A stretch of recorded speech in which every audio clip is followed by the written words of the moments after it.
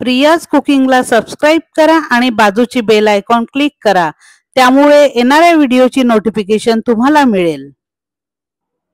नमस्कार, प्रियाज कुकिंग मधल्या podcast plus recipe मधले आपलं मनापासून स्वागत आहे.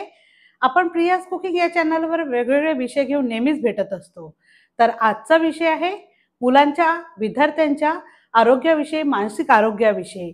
माइंडफुल बाईट्स या विषयावर आज आपल्याकडे गेस्ट आलेले आहेत. रोशनी खोपाले, त्या मूळच्या नागपूरच्या आहेत. त्यांचं पीजी सायकोलॉजी आणि काउन्सिलिंग मध्ये झालेलं आहे. त्यांना 8 वर्षाचा अनुभव आहे. बऱ्याच NGO तसेच बऱ्याच स्कूलमध्ये CBSE असो, ICSE असो, स्टेट बोर्ड असो, बऱ्याच स्कूलमध्ये ॲज अ काउन्सिलर म्हणून काम केलेलं आहे. तसेच आता सध्या त्या मीमांसा NGO मध्ये काम करत आहेत. TMCच्या स्कूलमध्ये त्या लीड काउन्सिलर म्हणून सध्या काम करत आहेत. त्यासोबतच आपल्याला माहिती तर मिळणार आहे, पण हेल्दी रेसिपी सुद्धा बघायला मिळणार आहे. त्यामुळे व्हिडिओला सुरू करण्याच्या आधी व्हिडिओला लाईक करा आणि व्हिडिओ शेवटपर्यंत बघा. आपण मॅडमचं स्वागत करूयात. नमस्कार रोशनी. ऍक्च्युली आज आपण सायकोलॉजी आणि काउन्सिलिंग या विषयावर बोलणार आहोत. तर सायकोलॉजी आणि काउन्सिलिंग मध्ये म्हणजे नेमकं काय? बरं, बाकी विषयांमध्ये पण सगळे कसे मास्टर्स करतात, तर आम्ही तसं बॅचलर्स मध्ये स्पेशलायझेशन सायकोलॉजी घेतो. मग पुढे जाऊन मास्टर्स मध्येही स्पेशलायझेशन सायकोलॉजी घेतो. तर पहिले वर्ष सायकोलॉजी सगळे सेम शिकतात फर्स्ट इयरला, आणि मग सेकंड इयर पासून आम्हाला एक फील्ड वेगळी सिलेक्ट करायची असते. क्लिनिकल असतं, काउन्सिलिंग असतं किंवा इंडस्ट्रियल असतं. तर तसं मी काउन्सिलिंग सिलेक्ट केलं मास्टर्स मध्ये, आणि मग त्याच्यानंतर पुढे त्याच विषयामध्ये पोस्ट ग्रॅज्युएशन सुद्धा केलं. ओके, म्हणजे ऍज अ काउन्सिलर म्हणून तू काम करते. हो, विविध शाळांमध्ये जाऊन. पण नेमकं नॉर्मल स्टुडंट, नॉर्मल विद्यार्थी आणि हायपर ऍक्टिव्हिटी किंवा स्पेशल चाइल्ड यामध्ये फरक नेमका कसा जाणतो, म्हणजे आपण कसं ओळखायचं? तुम्ही कधी डॉक्टरकडे जाता तर मग ते पण आपल्याला विचारतात, पोट दुखतं का, ताप येतोय का, हे होतंय, अमुक तमुक. त्यांना माहिती असतं की ताप आल्यावरती या गोष्टींचे सिम्पटम्स आहेत. बरोबर. तसं आम्हालाही मास्टर्स मध्ये म्हणा किंवा बॅचलर्स लेवलवरती या गोष्टी शिकवल्या जातात की एक मुलगा समजा असा वागतोय तर बहुतेक त्याच्यामध्ये ऑटिस्टिकचे ट्रेट्स आहे. एक मुलगा समजा हायपर ऍक्टिव्ह आहे, रेस्टलेस आहे, आणि पूर्ण सगळ्याच सेक्टर्स मध्ये त्याचं सेम बिहेवियर आहे, तर बहुतेक त्याच्याकडे हायपर ऍक्टिव्हिटीची जास्ती ट्रेट्स आहे. तर ते तसे आमच्याकडे चेकलिस्ट असतात. तर त्याच्याबरोबर कम्पेअर करून, बिहेवियर ऑब्झर्व करून, पेरेंट्सशी बोलून, समजा स्कूलमध्ये असेल तर टीचर्सशी बोलून, मग तसं आम्ही एका कन्क्लुजनवर येतो की बाबा हा जरा बाकी मुलांपेक्षा वेगळा आहे. बट स्कूलमधनच कळतं की डायरेक्ट आपण पॅरेंट्सला कळतं की नाही बाबा माझ्या मुलामध्ये नॉर्मल मुलामध्ये फरक आहे? निगेटिव्ह रिॲक्ट होतात की पॉझिटिव्हली तुझ्याकडे येतात, जसं आपण डॉक्टरकडे जातो की माझ्या मुलाला बरं नाही आहे, आणि कारण आईला, स्पेशली आईला असं वाटतं की असं म्हणजे माझ्या मुलाला नेमकं काय झालं की मी या काउन्सिलरकडे जाईल. तर असे पण पॅरेंट्स असतात का तुझ्याकडे? हो, बरेच पेरेंट्स असतात जे प्रोएक्टिव्ह आहे, ज्यांना अवेअरनेस आहे की हे सिम्पटम्स काहीतरी वेगळे वाटतात, की आजूबाजूला भरपूर मुलं आहेत ते तसे वागतात, ते माझा मुलगा वेगळा वागतोय, काहीतरी वेगळं वाटतंय. तर त्यावेळेवरती पेरेंट्स स्वतःहून येतात. काही पेरेंट्स ज्यांना बेसिक अवेअरनेस नसते, किंवा कधी कधी असंही होतं त्यांच्या लाईफमुळे, त्यांच्या रुटीनमुळे फारसा वेळ मुलांकडे देता येत नाही. तर त्यांना एखाद वेळेस बिहेवियरच कळत नाही की काहीतरी वेगळं होतंय किंवा काहीतरी चुकतंय. तर त्यावेळेवरती बरेचदा त्यांना माहिती नसतं किंवा डिनायल मध्ये असतात की नाही, तुम्ही जे म्हणताय एखाद वेळेस नाही होऊ शकत हे माझ्या मुलाला, की बहुतेक तुम्ही म्हणताय की शाळेत असा वागतोय पण तो घरी नाही वागत आहे. तर असे पण पेरेंट्स असतात. मग तू त्यांना प्रॉपर समजून सांगते, आणि त्यानंतर म्हणजे ऍज अ डॉक्टरकडे गेल्यानंतर आपण कसं, आपण डॉक्टर आहे खरं आहे हे गोष्टी, पण आई ऍक्सेप्ट करायला तयार नसते, आणि म्हणजे मग त्यानुसार प्रॉपर ट्रीटमेंट देता तुम्ही. म्हणजे तुम्हाला जसं आपण स्कूलमध्ये डिटेक्ट झालं की नाही, म्हणजे टीचरनी सांगितलं तर ठीक आहे बाबा, पण ऍज अ काउन्सिलरकडे जायचं, काउन्सिलिंग करायचं, हे म्हणजे पॅरेंट्सला जरा अवघड आहे ना, की नेमकं असं का होतंय आहे.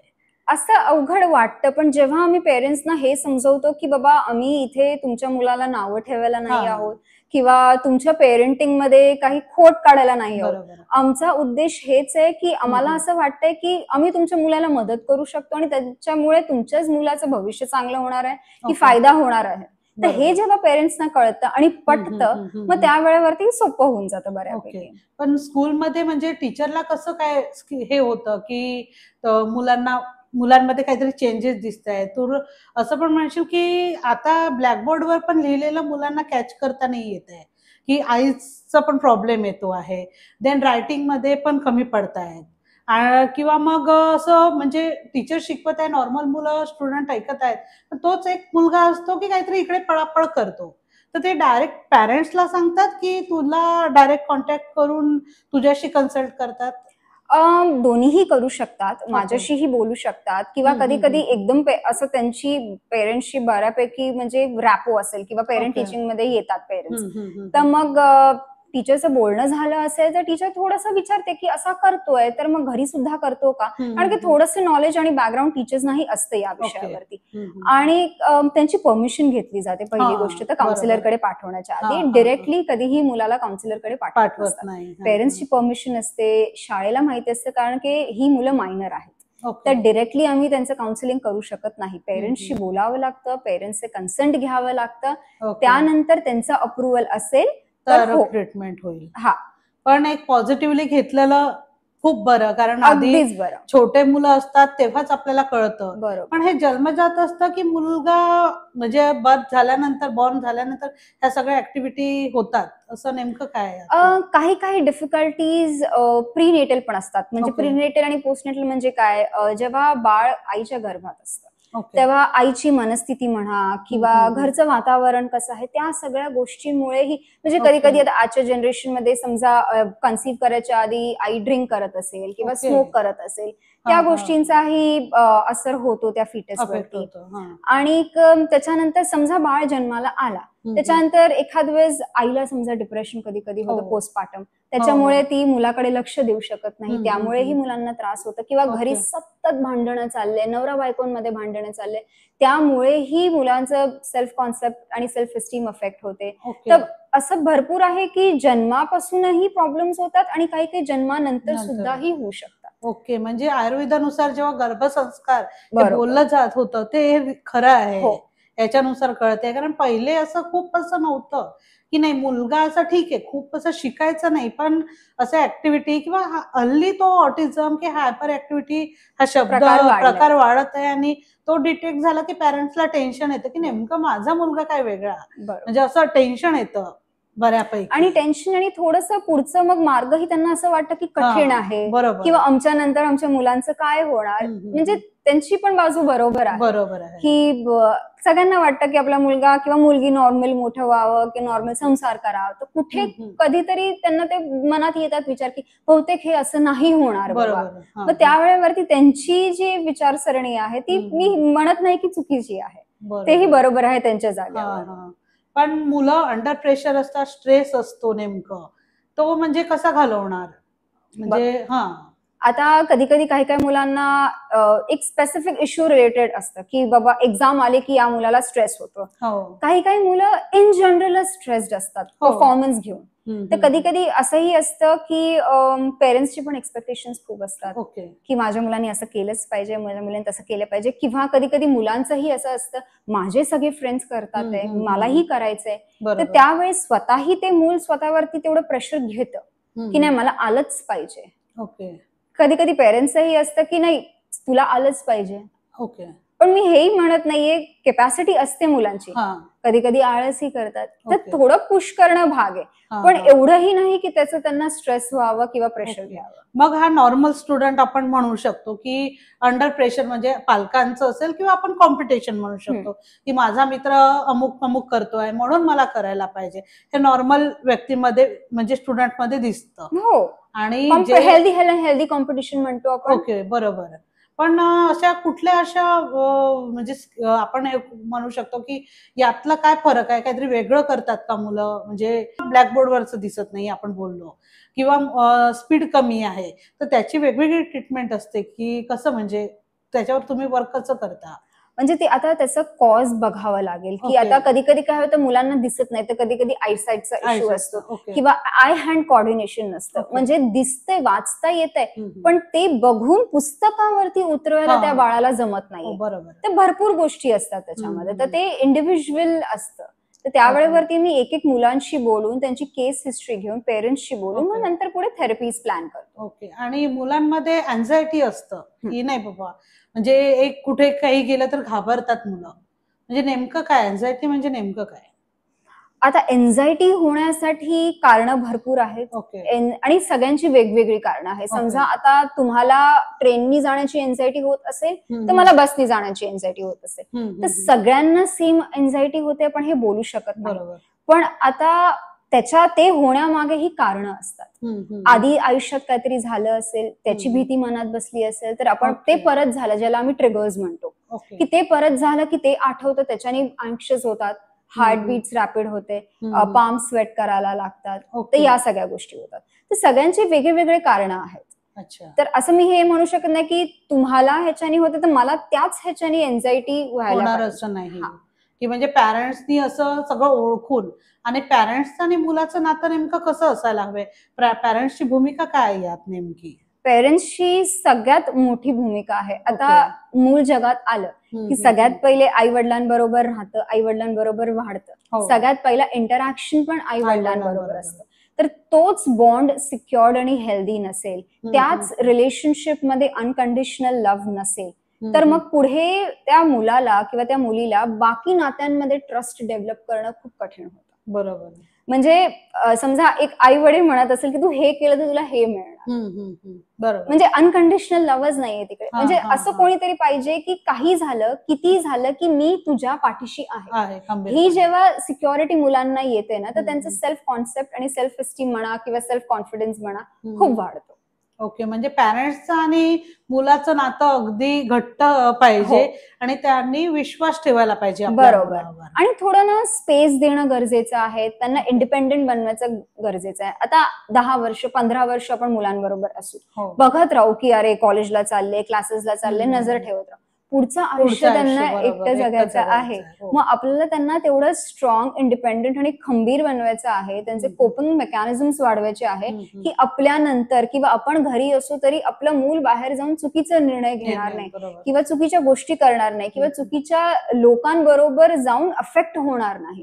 तेवढं आपल्याला त्यांना इंडिपेंडेंट आणि स्ट्रॉंग बनवायचं. म्हणजे असं म्हणायचं आहे की कम्युनिकेशन पण असं हेल्दी पाहिजे, ओपन पाहिजे, जेणेकरून त्यांना काही क्वेश्चन असेल, क्वेरी असेल की मला काय शाळेमध्ये प्रॉब्लेम आहे किंवा सोसायटीमध्ये आहे, कुणी काही म्हणत असेल तरी मला तरी वाटतं मुलं अंडर प्रेशर असतात.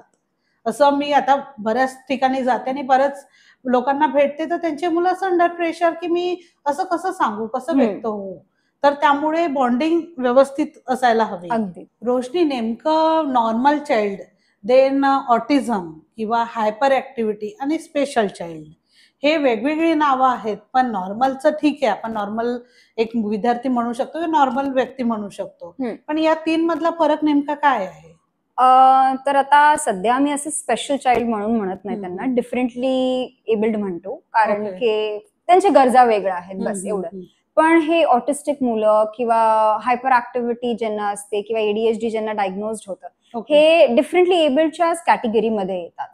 तर आता जे एडीएचडी मुलं असतात त्यांच्यामध्ये खूप हायपर ऍक्टिव्हिटी दिसते, रेस्टलेसनेस दिसतं आणि इनऍक्टिव्हिटी दिसते, म्हणजे लक्ष देऊ शकत नाही, फोकस करू शकत नाही. हे या एक वेगळा प्रॉब्लेम आहे. आणि जी ऑटिस्टिक मुलं असतात त्यांना कम्युनिकेट करणं खूप कठीण जातं, आय कॉन्टॅक्ट करणं कठीण जातं, त्यांना सेन्सरी इश्यूज असतात. काही मुलांना एकदम जोरात आवाज सहन होत नाही, कान बंद करून उभे राहतात किंवा एकदम लाऊड लाईट सहन होत नाही. तर हे वेगळे त्यांना ट्रेट्स आहेत. ओके. आणि मुलांमध्ये स्कूलमध्ये पण टीचरची कंप्लेंट असेल, जसं पॅरेंट्स टीचर मीटिंगला, की मुलाचं कॉन्सन्ट्रेशन नाही आहे, नेमका तो एका ठिकाणी बसत नाहीये, तर नेमकं कॉन्सन्ट्रेशन म्हणजे नॉर्मल आहे म्हणून की एकदम हायपर ऍक्टिव्ह आहे म्हणून, ते कसं काय, म्हणजे काही त्यात चेंजेस आहेत असं तुला वाटतं? आता एक मूल एका जागेवरती न बसण्याचे कारण पण भरपूर असू शकतात. ते फक्त मूल शाळेतच एका जागेवर बसत नाहीये की घरी म्हणा किंवा क्लासेसमध्ये म्हणा, सगळीकडेच एका जागेवर बसत नाहीये, ते एक बघावं लागेल. दुसरी गोष्ट म्हणजे कधी कधी अटेन्शन सिकिंग बिहेवियरही असतं, की मुलांना बाकी मुलांपेक्षा पाहिजे असतं की टीचर माझ्याकडे लक्ष द्यावं. ओके. मग ते डिस्ट्रप्टिव्ह बिहेवियर करतात. ह्यालाच मार, ह्याचीच पेन्सिल खेच, ह्यालाच टपली मारून जा, ह्याचेच पेज फाड, की म्हणजे टीचरनी माझ्याकडे लक्ष द्यावं, मी जे म्हणतोय ते टीचरनी ऐकावं, हेही कारण असतात. किंवा नंतर टेस्टिंग करून ADHD किंवा ADD डायग्नोज होतात, याही गोष्टी असू शकतात. पण तरी सहज आपण कॉन्सन्ट्रेशन वाढवण्याचा प्रयत्न करू शकतो मुलांमध्ये. म्हणजे हे डायग्नोज झाल्यानंतर सुद्धाही करता येतं किंवा आधी सुद्धाही, किंवा हे एक जनरल प्रॅक्टिस म्हणून पण आपण मुलांचं कॉन्सन्ट्रेशन किंवा फोकस वाढवण्यासाठी बऱ्याचशा गोष्टी करू शकतो. पण ऑटिस्टिक आहे असं म्हटलं तर त्याचे कारण वेगवेगळे आहेत आणि त्याचे सिम्पटम्स पण वेगवेगळे. अगदी बरोबर. आणि हायपर ऍक्टिव्हिटी म्हटलं त्याचं पण वेगळं. अगदी. देन स्पेशल चाइल्ड म्हटलं तर त्याचं वेगळं. म्हणजे हे तिन्ही एकत्र करून नाही जमणार. पण तरी ते डिफरंटली एबल्ड किंवा ज्यांना एक्स्ट्रा हेल्प पाहिजे किंवा एक्स्ट्रा एफर्ट लागतात ते सगळे त्या कॅटेगरीमध्ये. ओके. म्हणजे त्यांची वेगवेगळी कॅटेगरी आहे आणि त्यांची अशी वेगवेगळी ट्रीटमेंट आहे, वेगळ्या थेरपीज असतात, सगळ्यांचे वेगळे बिहेवियर आहे, ट्रेट आहे, त्यांना ट्रीट कसं करायचं किंवा त्यांचं रुटीन कसा ठेवायचं, हे सगळं वेगळं. ओके. आणि मुलांचं कॉन्सन्ट्रेशन वाढवायचं असेल तर नेमकं घरगुती आपण घरी काही करू शकतो का ऍज अ पॅरेंट्स म्हणून? स्क्रीन टाइम कमी केला पाहिजे पहिली गोष्ट. ओके. पझल्स द्या, सुडोकोस द्या सॉल्व्ह करायला, जेणेकरून ते एका जागेवरती बसून फोकस करून काहीतरी ऍक्टिव्हिटी करतील. योगामध्येही भरपूर आसनं आहे ज्याच्यानेही कॉन्सन्ट्रेशन फोकस वाढतो. फिजिकल ऍक्टिव्हिटी वाढवली पाहिजे. कधी कधी काय होतं ना की मुलांना बाहेर जाण्याचा, 4 लोकांमध्ये खेळायचा किंवा मनासारखं पळायचा सुद्धाही चान्स मिळत नाही आपल्या बिल्डिंग अशा त्याच्या. तर मग फिजिकल ऍक्टिव्हिटी त्यांना मिळाली, बेफिक्र पळू द्या, बेफिक्र खेळू द्या, त्याच्यानेही बरेचदा कॉन्सन्ट्रेशनला फरक पडतो, रेस्टलेसनेस कमी होतं.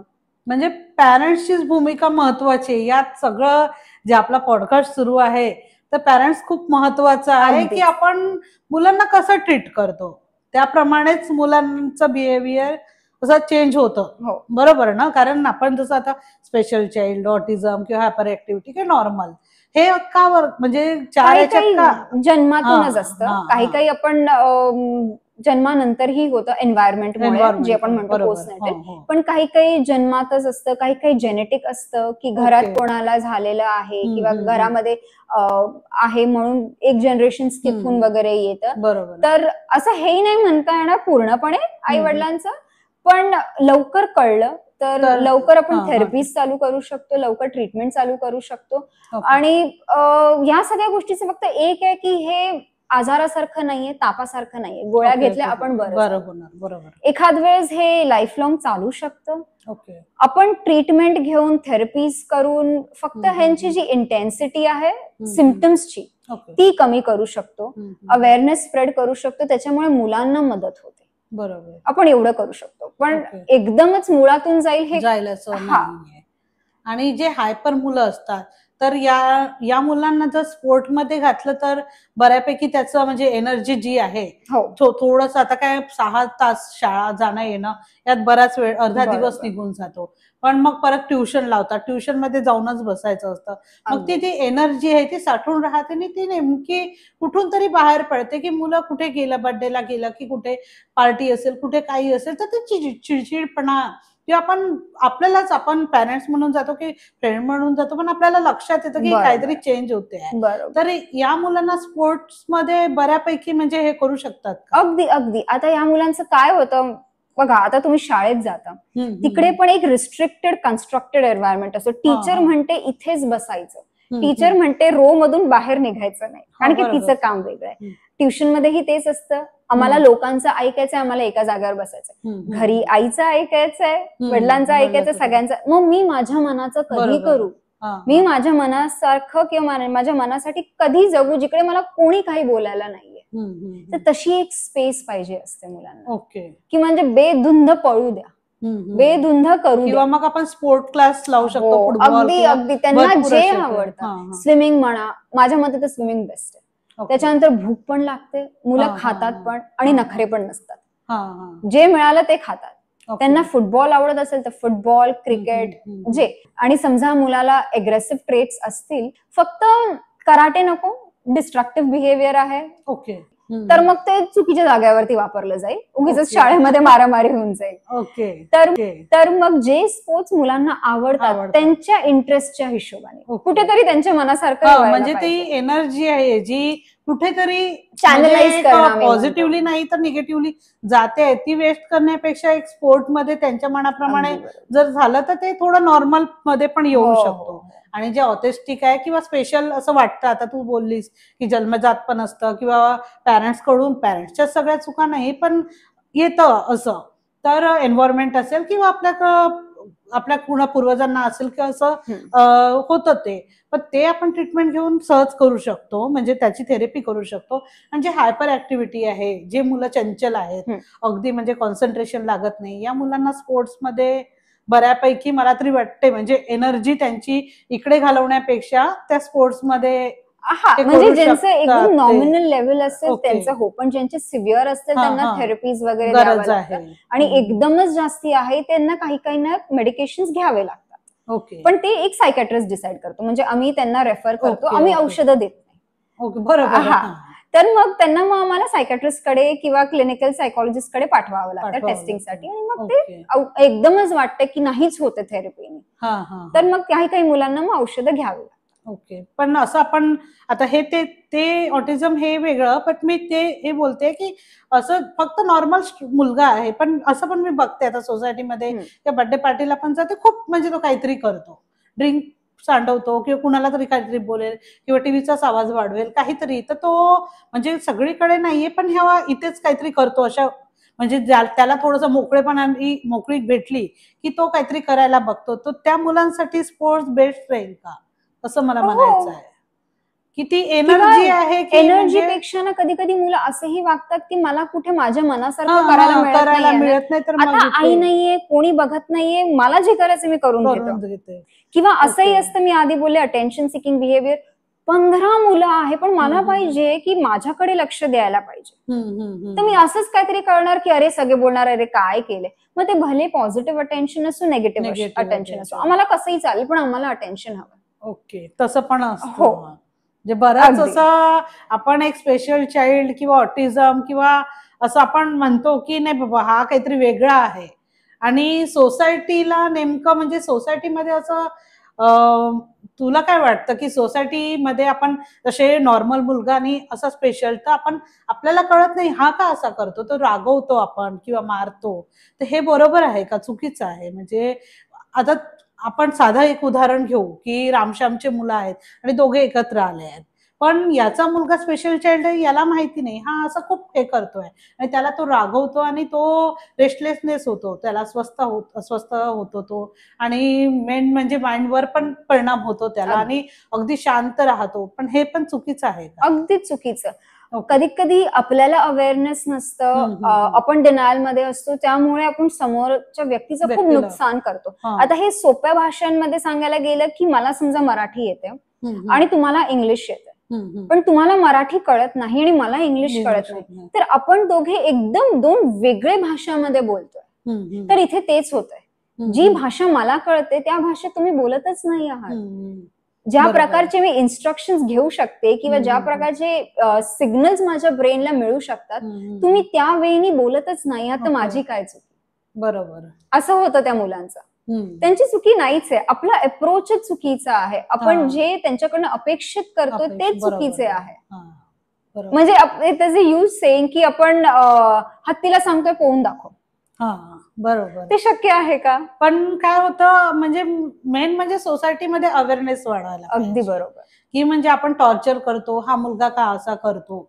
मेन आता बरेच याच्यात बघते की त्या मुलाला एकदम एकटेपणा वाटतो, असं म्हणजे सगळे असे टॉर्चर करतात, अरे हा का असा, हा का असा, हा का असा, आणि आईला तर ते अगदी मनाला दुखावतं की माझ्याच मुलाला का, आणि हे वेगळं डिप्रेशन येतं. अगदीच होतं ते, म्हणजे नॉर्मली ती कुठली प्रोफेशन असो पण ती आई असते, तिला पण तसं न करता त्यांनी प्रॉपर ट्रीटमेंट घेतली आणि तुमच्यासारखं म्हणजे डॉक्टरकडे न जाता प्रॉपर ट्रीटमेंट घेऊन ते बऱ्यापैकी कव्हर होऊ शकतं. हो, अगदीच. बरोबर ना? आयडेंटिफाय लवकर झालं, त्याच्यावरती हम्म. ट्रीटमेंट थेरपीज बरोबर वेळेत देण्यात आली, तर बऱ्यापैकी इंटेन्सिटी कमी होऊ शकते त्या गोष्टीची. ओके. आणि पुढे ऍज एडल्ट्स जे त्रास त्यांना होईल किंवा त्यांच्या पुढच्या फ्युचर Future, रिलेशनशिप्स बरोबर. मध्ये जे त्रास होणार असतील हम्म. ते बऱ्यापैकी आपण कमी करू शकतो, त्यांचं आयुष्य सोपं करू शकतो. नक्की नक्की. आज तू प्रियाज कुकिंग या चॅनलवर आलीस आणि आपल्या प्रेक्षकांना नेमकी कुठली रेसिपी दाखवणार आहेस? आज मी आता मुलांविषयावरती एवढं बोललो, पण हो. मेंटल हेल्थ विषयावरती एवढं हो, बोललो. नक्कीच. मला असं वाटतं की मेंटल हेल्थ असेल तर फिजिकल हेल्थ खूप महत्वाची हो, आहे. बरोबर. तर मुलांसाठीच एक टिफिन म्हणा किंवा संध्याकाळचा खाऊ म्हणा अशी रेसिपी म्हणून मी विचार केले नाचणीचे पॅनकेक्स. ओके. आज आपल्याला नाचणीचे पॅनकेक बघायला मिळणार आहे. आता आपण किचनकडे जाऊया. तर आज आपण नाचणीचे पौष्टिक पॅनकेक्स बनवणार आहोत. इन्ग्रेडियंट्स बघूया. 1 छोटी वाटी गव्हाचं पीठ आहे, 2 चमचे तूप आहे, थोडं दही, दूध मिक्स करायला, किशमिश हवा असेल तर मध्ये टाकायला, आणि ह्याच्यात मी थोडंसं कोको पावडर आणि जॅगरी पावडर मिक्स केलं आहे. हे नाचणी आहे 1 छोटी वाटी, आणि मीठ थोडं चवीसाठी. नाचणीचं पीठ आहे ना हे? हो. ओके, सुरुवात करूया. पहिले नाचणीचं पीठ, मग गव्हाचं पीठ, तूप.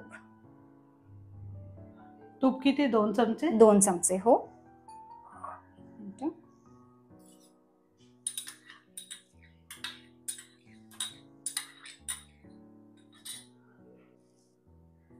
ही जॅगरी पावडर आणि कोको पावडर आहे. 4 छोटे चमचे जॅगरी पावडर आहे आणि थोडंसं चवीसाठी कोको पावडर आहे. मीठ आपण थोडंसं चवीसाठी घालणार आहोत. दही थोडंसं फ्लफीनेस येण्यासाठी. नॉर्मल पॅनकेक्स मध्ये एग टाकतात किंवा बेकिंग सोडा टाकतात, ते आपण टाकत नाही आहोत, म्हणून थोडंसं एक फ्लफीनेस त्याला यावा म्हणून. थोडे बेदाणे क्रंच साठी. कसे पॅनकेक जरा गुवी असतात, थोडं क्रंच आलं तर मुलांनाही जरा वेगळं. आणि आता थोडं दूध घालून आपण मिक्स करणार आहोत. कन्सिस्टन्सी बघावी लागेल आपल्याला, थोडं रनी कन्सिस्टन्सी हवी आहे.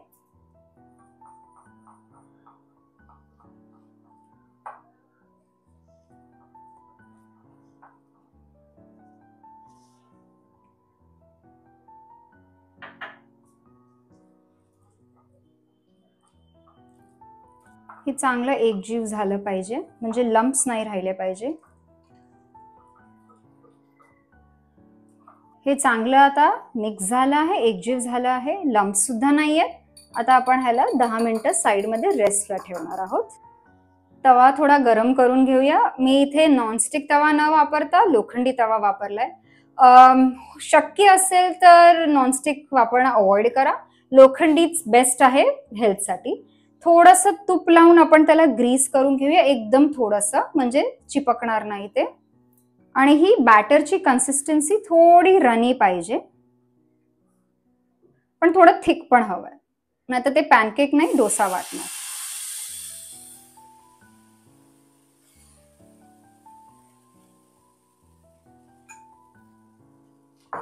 आणि हे कमी गॅसवरती थोडं झाकून ठेवूया आपण. बघून घेऊया.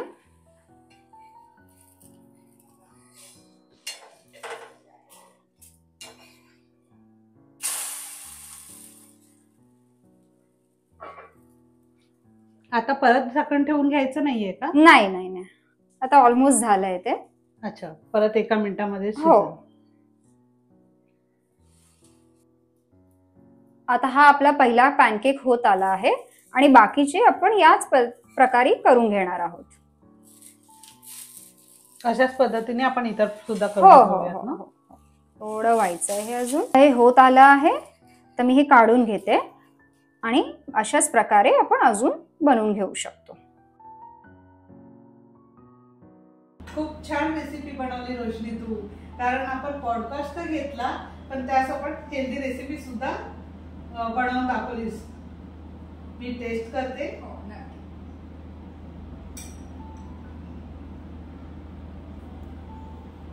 छान, कारण यात तू सोडा सुद्धा वापरलेला नाहीये आणि बऱ्याच वेळेला रेसिपीची गरज नाही. अगदी झटपट होणारी ही रेसिपी आहे.